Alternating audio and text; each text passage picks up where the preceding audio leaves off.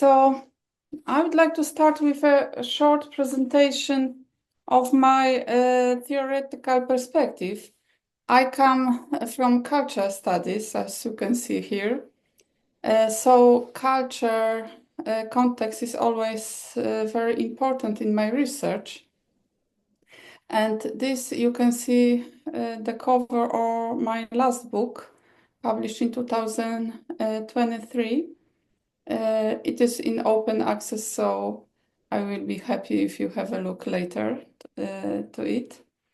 In this book, on the one hand, I was interested in how the cultural climate affects what we consider to be the focus of art, what is art, and also the object of aesthetic inquiry. But on the other hand, I analyze culture through how it present and comment upon by artists. I believe that art is a very good field for cultural studies because I, generally speaking, share the opinion of John Dewey, who wrote that the work of art has unique quality, but it is that of clarifying and concentrating meaning contained in scattered and weakened ways in the material of other experiences. Epistemic potential of art is also central to my new project I want to talk about today. So this is the title: Art versus the Climate Crisis, Visualizing Responsibility in Culinary Practices. So in somehow it is continuation of what I done before, because for me the focus for last more than 10 years I've been focused on art, on aesthetics, food and culture. So now there is a new component. The component is climate crisis.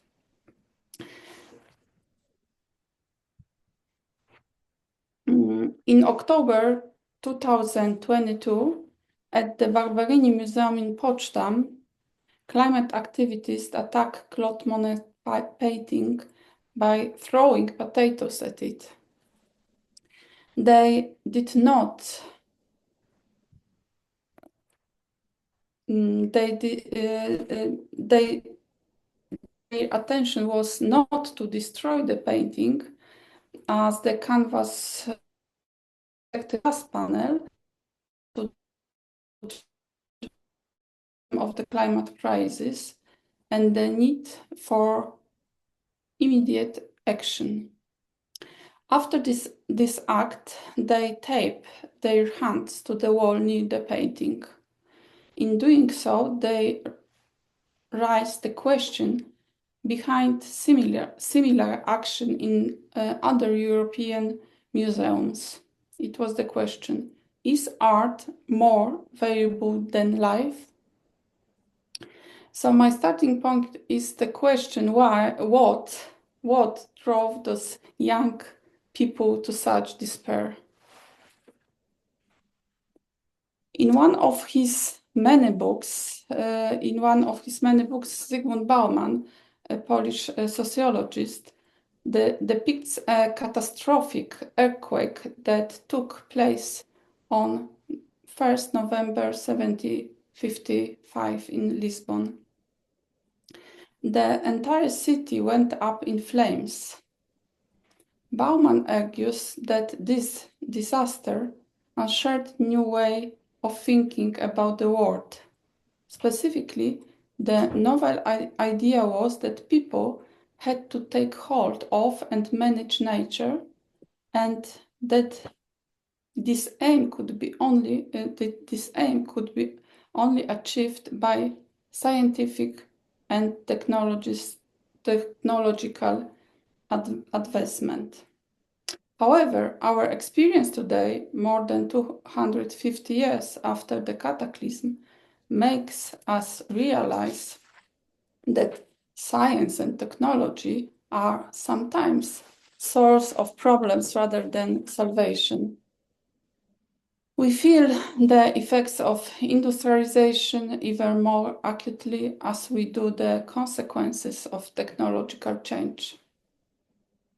We are witnessing a deepening crisis, and with its extinction of species, deforestation, and melting glaciers, which many people are unable or unwilling to see as dramatic threat.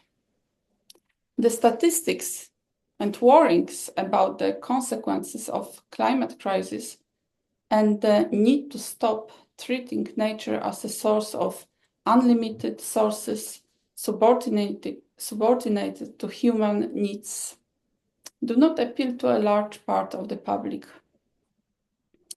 Like the words of Cassandra, the warnings of climate crisis are never heeded.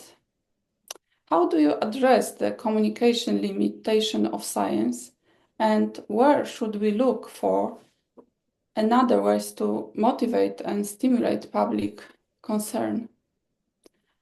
Adam McQuart, in defense of the accidental, argues that as modernization, which stemmed from the development of science, the role of the humanities increases.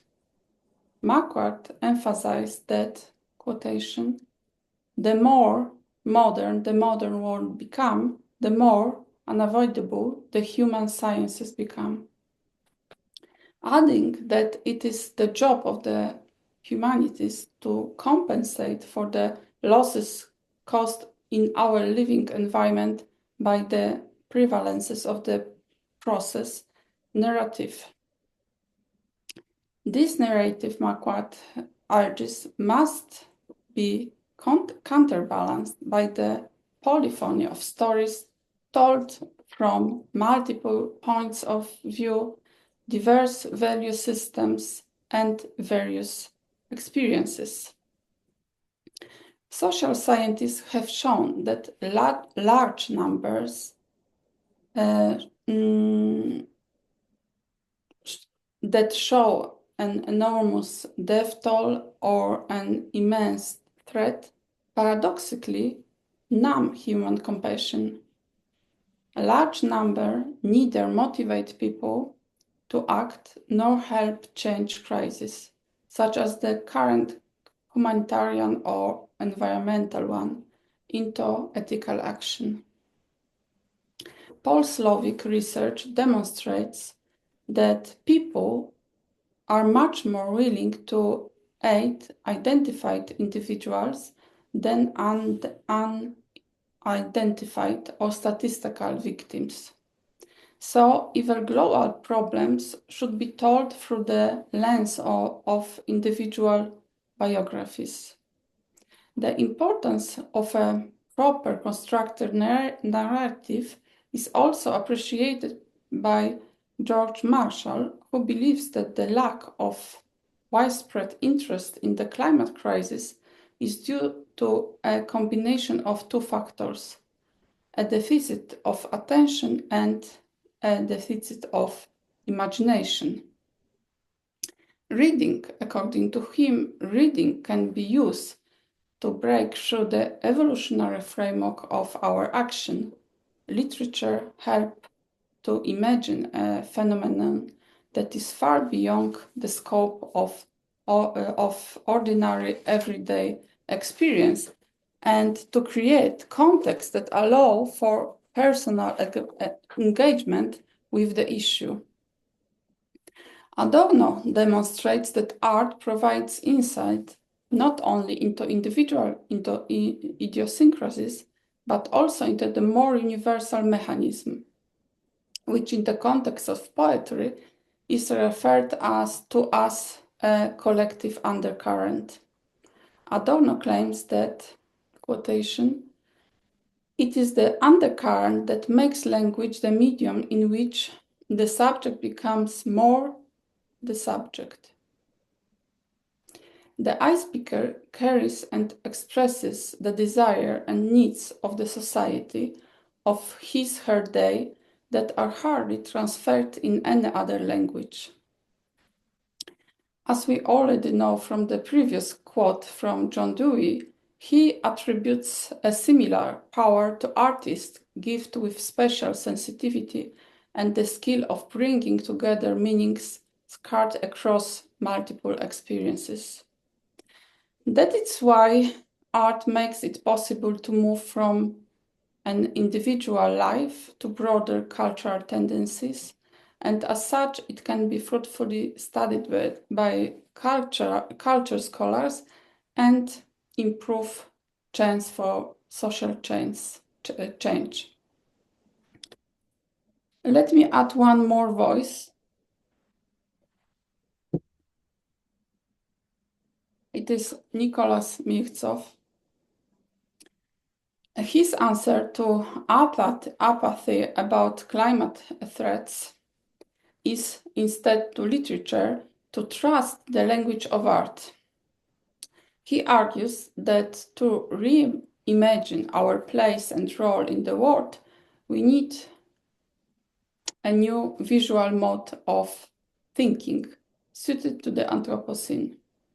He asks a very basic question: how do we know when the climate has changed?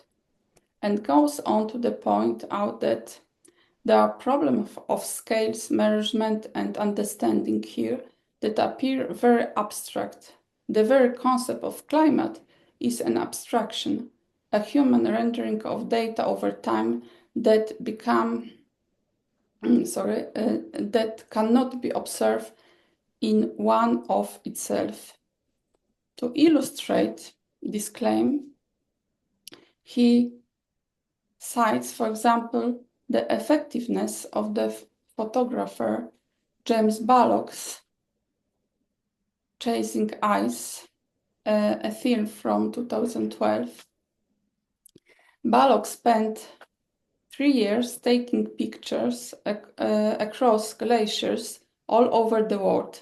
The fact that these time-lapse photos were taken over such a short period and yet captured such an evident change is truly shocking.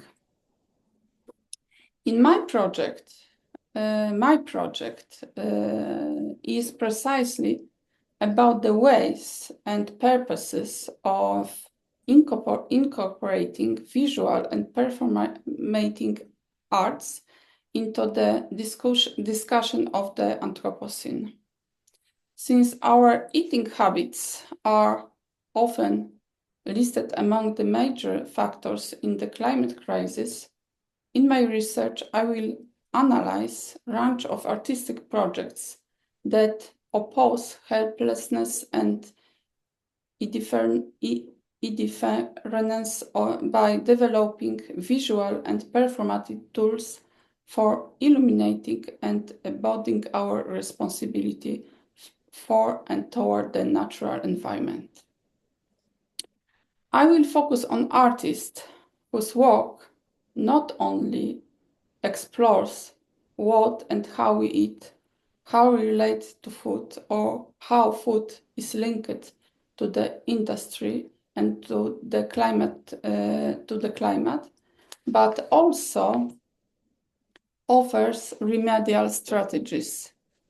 In doing that, I will seek to move beyond unseeing the beauty of the catastrophe as pursued by Mirzow, and actually point out the conditions that promote multisensory mindfulness, which may support the ameliorative efforts and invest in the comprehensive restructuring of the experience of food and eating. So my main research question is that how the visual and performing art are responding to the climate crisis resulting from extractivism or the overuse of nature as a source in the field of food practices. Of particular relevance to me will be multisensory art practices that operate with the sense of taste as a aesthetic taste. And this research topic leads me to the detailed questions I'm going to analyze, and those questions are like that. How food issues related to the climate crisis are represented in the visual and performing arts? How can art and performance connect global environmental crisis to individual experience and promote personal responsibility and action? How can we explain the persuasive power of art in promoting desired change in the climate crisis? How does the aesthetic mobilization actualized in artistic practices work in the context of the findings of environmental aesthetics? And what is melioristic potential of art practices and remedial strategies proposed by artists?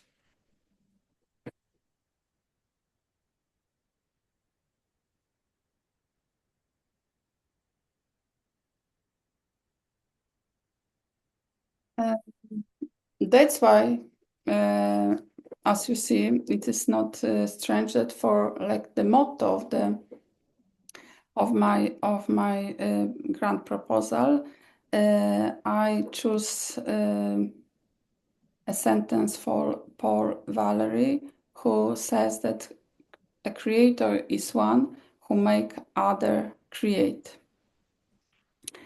The past decades, and later on I will share with you example of one artistic group who I think in very good way fulfill this definition.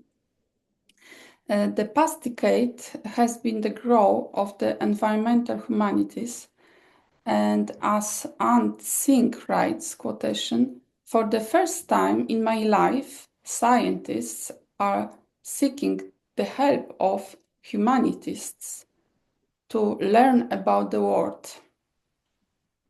By asking questions about meaning, culture, value, ethics, and responsibility, humanists engage in the resolution of contemporary environmental problems.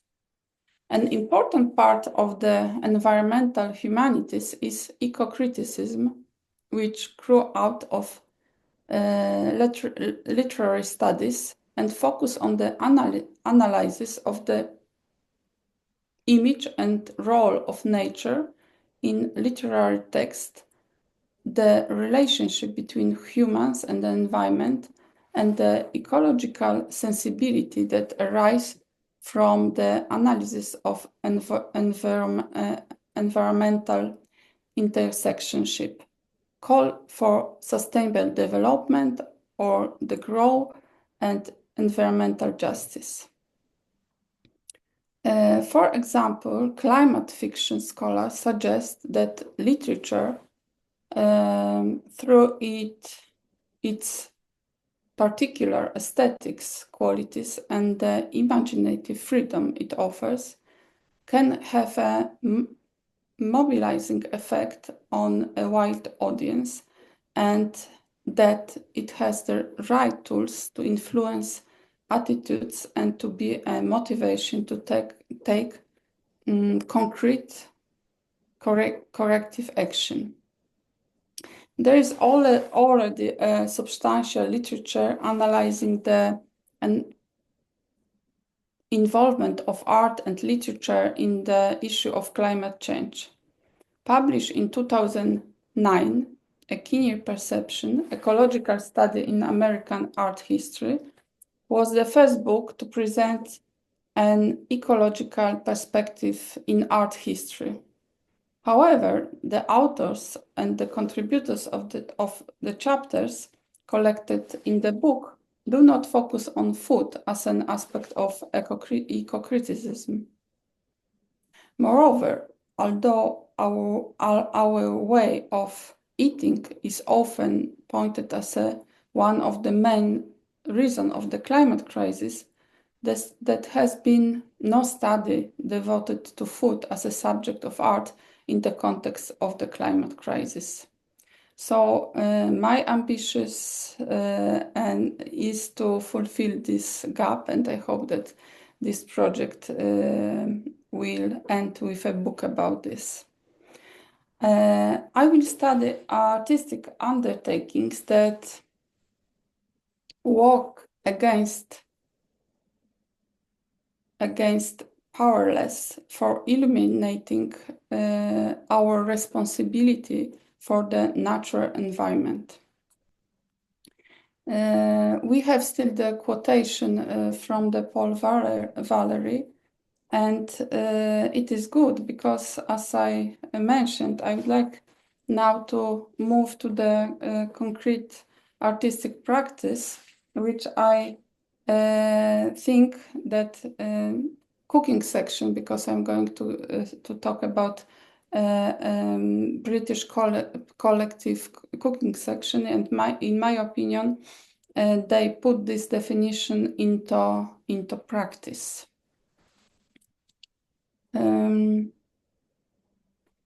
So cooking section is deeply dedicated to development of visual and performative tools for raising the public awareness of the looming hazard and visualizing responsibility. For more than 10 years, Pasquale and Schwabe, their key focus has been on our foodways, what we and how we eat, how we relate to food, etc. And on the interconnectedness of food with the industry and the climate.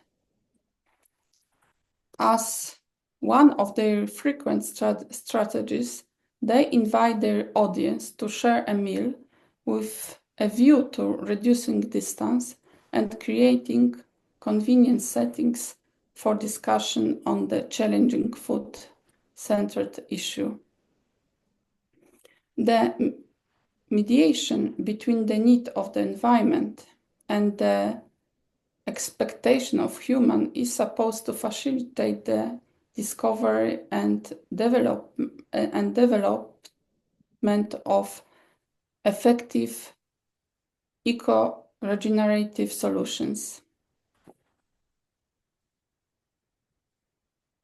The work of cooking section can be interpreted in the terms of environmental aesthetics, summer aesthetics, everyday aesthetics, and perhaps Derridian responsibility, as well as haptic taste as a task by Nicola Perullo.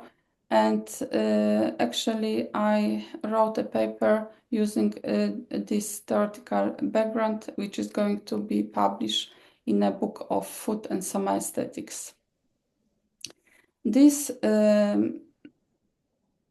ideas can be seen as providing a valid point of reference for cooking sections long-term multi-layered project called Climavore, which comprise a variety array of actions designed to highlight the extinction of species and the ramification of factory farming.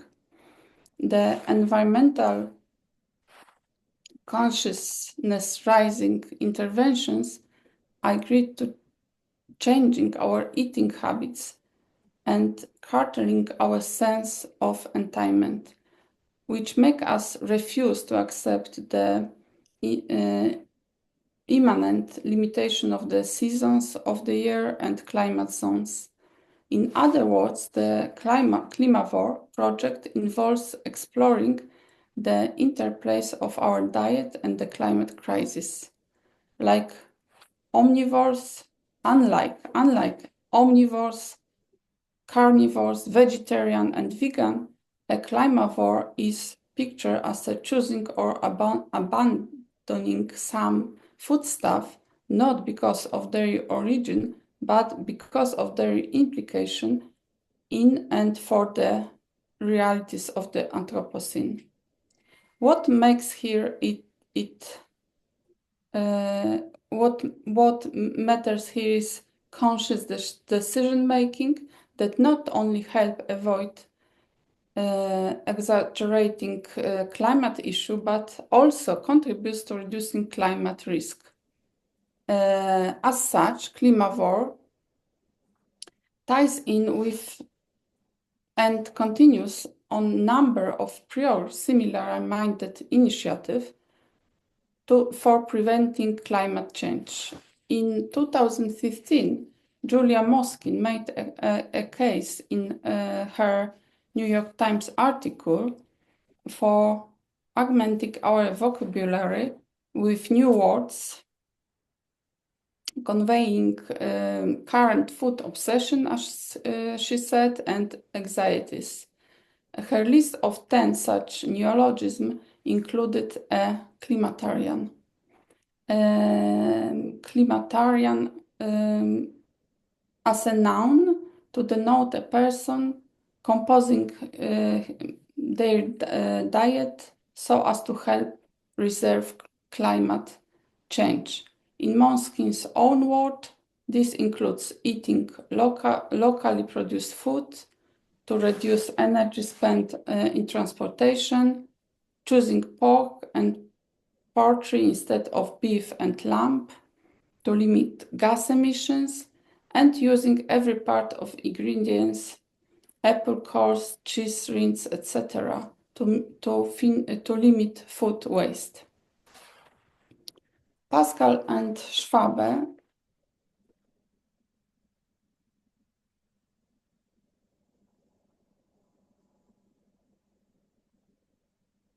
champion flexible attitudes that realistically respond to the human-induced climate and landscape alternation. Responsive, adaptable actions are crucial, such as shifting to, for example, to drought-resistant crops if water shortage occur, or to plants capable to filtering dirty reservoirs in case of pollution. For example, to in order to give the world seas some respire, we should consume, as they suggest, more oysters, mussels, and seaweed, because their metabolic processes have a beneficial effect on the purification of water. One mussel is able to filter up to 25 liters of water a day, and a single oyster up to 120 liters. Cooking section is in a very easy and smart way elucidating these complicated matters in a lucid fashion and initiated networks of relationship. And as I mentioned, the power of narrative, I can say that they are very good in this. They are good in building relationship, also through those narratives, the story that they build. And this is the one example devoted to the oyster. So this is the story of the oyster. Similar to tree rings, every season an oyster grows a shell around their lip. As the shell grows, it encases the environmental condition in which they live. Oysters tell stories about hurricanes, about droughts, the invention of dredgers, and the proliferation of oysters bar. They also remember oil spills and gas leaks, and more recently, the effect of global pandemic. Oysters will certainly taste different if we recognize them as a kind of time capsule. These issues were among the subjects discussed at the oyster tables during the performances staged by Cooking Section in Scotland. The photos that document those events feature people feasting off fresh oysters picked directly from the installation of cage in which oysters live. Oysters table emerge from the sea at low tide.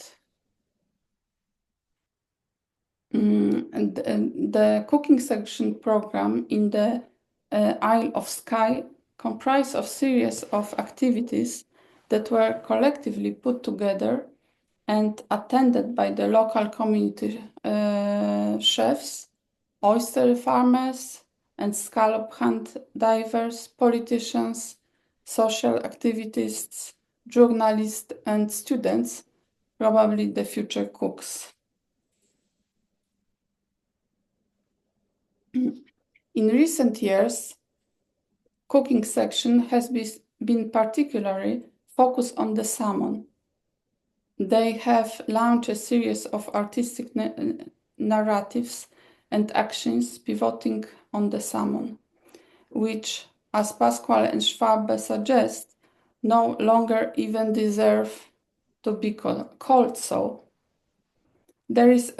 Because there is a deep gap between the fish living at large and its farmed simulacrum.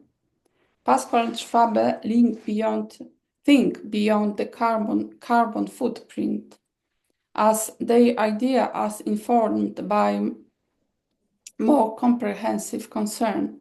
They not only disclose the unecological facets of the factory farming, but also foreground its unappetizing and unethical facets, which cruelly disturb the natural transformation processes of the salmon. Farmed salmon in crabbed condition and cut off from their natural life, in which reproduction patterns determine the cycles of migration, eating, and activity withdraw alternations. Salmon one in farms, salmon grow and fatten stimulated by artificial feed, which never runs out, and an artificial sun which never sets. This human-made environment is devastating to salmon. They are pastured by parasites, are often blind, and have various deformities. Additionally, their human design life puts a risk over fish and various marine species that dwell in the vicinity of industrial farm, around which dead zones spread. In 2020, Tate Britain exhibited Cooking Sections installation Salmon, a Red Herring. In the project, they choose to visualize the salmon issue by filling the room with pulsating pink light, which symbolize human devastating interference with nature. It was something like that. I make now this animation.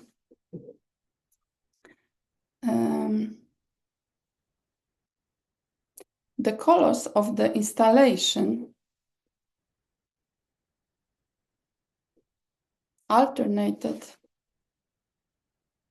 in the rhythms determined by the so-called salmon fan, that is a color chart used by salmon farmers. When the salmon hunts prawns, krill, and small lobsters, they die of their the dyes of their prey saturate and become assimilated by their bodies. Salmon in farms are fed with pellet, which is made not only of sea creatures, but also of pigs and chickens.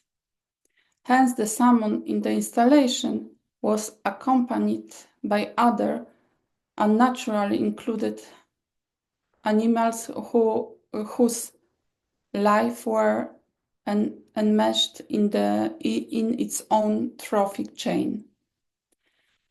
As pointed out by the artist, the situation represents a dangerous loop quotation. Chicken and pigs are fed ground-up fish. Fish and fed ground-up chicken, and pigs and fish are fed ground-up fish.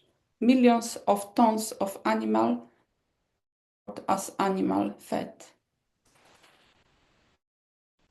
These insights were collected in a book called Salmon, a Red Herring also, and a book which pages where coloring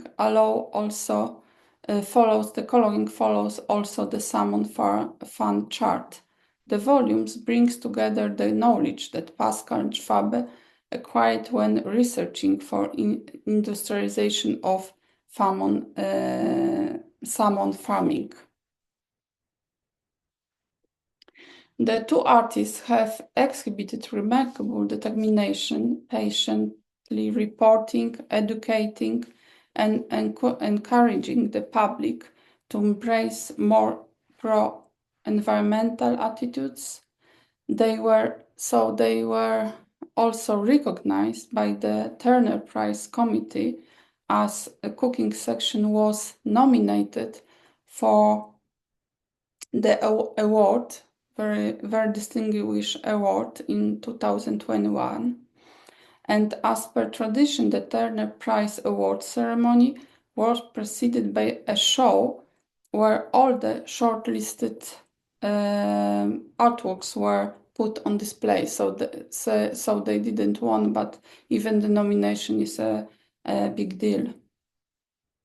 And for this reason, for this occasion, cooking section exhibit on that occasion was salmon trays of escapees, a project which could be perhaps very well interpreted in the lens of poetics of paradox, because like zoo-born animals, farmed salmon stand no chance of escaping their enclosure. The impossibility to run away should be understood in broad sense, since break out of the farming nets, even if imaginable, is not a way to liberty. All actions have its consequences, and no domestication comes without implication or with impunity. Deprived of natural instincts, the escapees confused roam at large, carrying diseases and parasites which they spread among wild fish. And in the end, again, I would like to come back to this quotation. A creator is one who makes others create, because they were very successful in this, because they had the action of persuasion. They tried to persuade some restaurants, especially restaurants which were connected with cultural institutions such as museums to stop giving in their stop serving in their bars and restaurant salmon, and there was like 20 restaurants which gave up salmon in their menus, and among them was, for example, the restaurants of the Tate. But important though is the success of cooking section should not be measured in numbers, but instead in the power of the impulse that may contribute to raising the public climate and environmental awareness on the large scale, because, as emphatically stated by the Nobel Prize winner Olga Tokarczuk, artist's role is in giving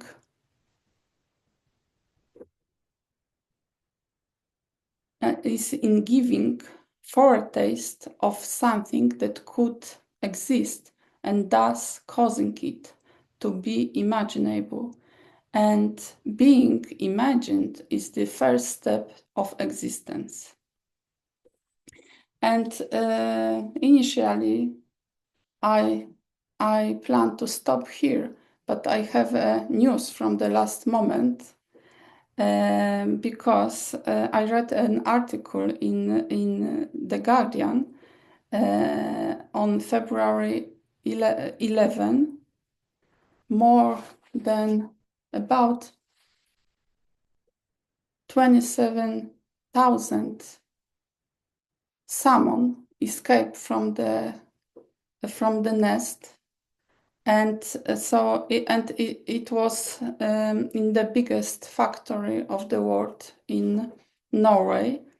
So the owners of the factory now give award to fishermen who can catch the fish. So for every salmon they pay 500 crowns, so it is about 36 pounds.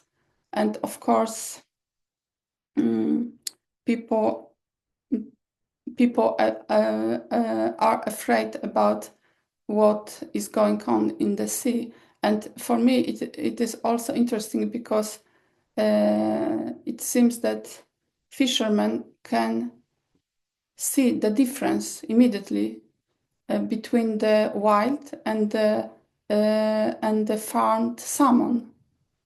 So this is the appendix to my talk. Thank you.